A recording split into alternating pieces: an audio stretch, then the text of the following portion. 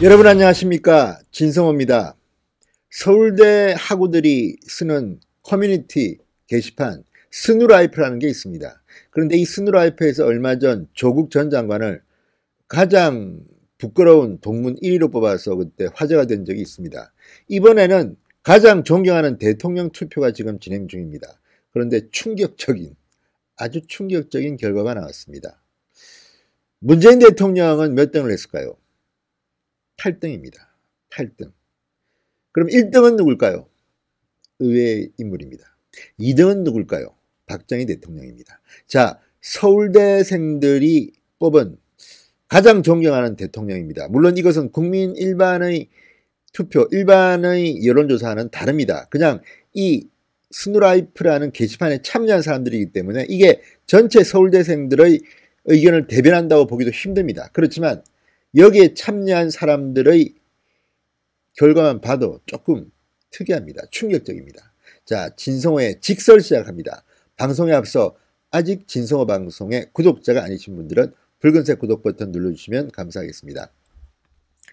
자, 서울대 학우들이 정치, 경제, 사회 이슈에 대해서 이야기를 나누는 이 게시판, 지난 7일부터 역대 대통령 중 존경하는 대통령을 뽑는 투표를 지금 진행하고 있습니다. 존경하는 대통령 투표입니다. 자, 11일 오전, 오늘 오전까지 813명이 참여했습니다. 이 투표에서 문재인 대통령은 37표, 813명이 참여했는데 37표를 얻었습니다. 초반에는 꼴찌를 했습니다만 10위에서 지금은 8위로 상승했습니다. 8위입니다. 8위. 그리고 서울대생들이 뽑은 가장 존경하는 대통령 1위는 의외의 인물이 차지했습니다.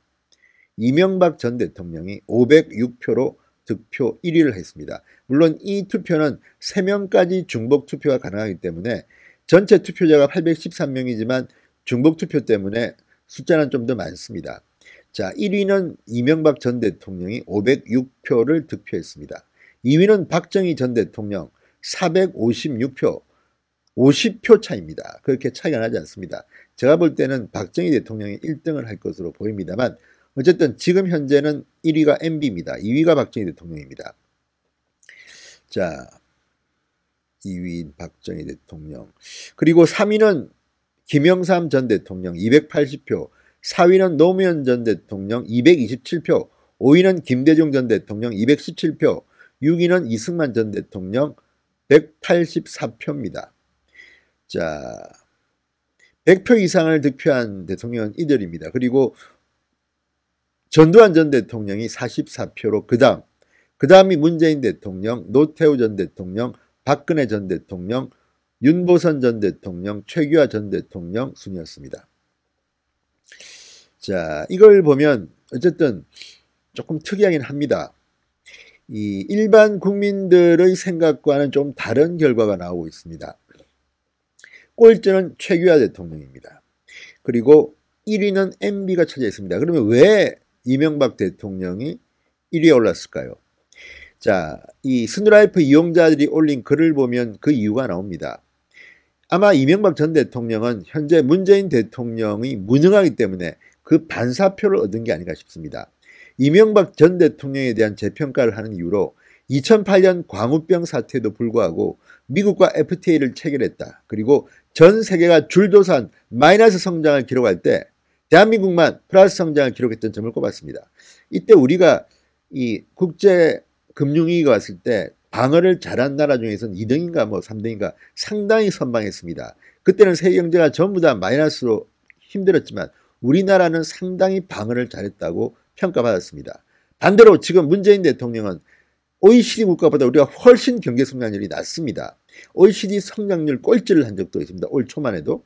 이런 것들을 보면 MB가 반사이익을 얻은 게 아닌가. 그리고 또 하나, 윤석열 검찰총장이 얼마 전 국회 대검찰청에 대한 국정감사에서 역대 대통령 중 가장 그 정치 중립성을 보장한 사람이 누구냐 물어봤을 때 윤석열 검찰총장이 MB가 쿨했다는 말을 한 적도 있습니다. 이런 이미지들도 아마 이번에 상당히 한몫한 것 같습니다. 윤 총장은 당시 이렇게 말했습니다. 이명박 정부 때 대검 중수부 과장, 특수부장으로 3년간 특별수사를 했다. 당시 대통령 측근과 이상득 전 국회 부의장을 구속했을 때 권력으로부터 별 관여가 없었다. 상당히 쿨하게 처리했던 기억이 난다고 말했습니다. 윤석열 총장의 이야기입니다.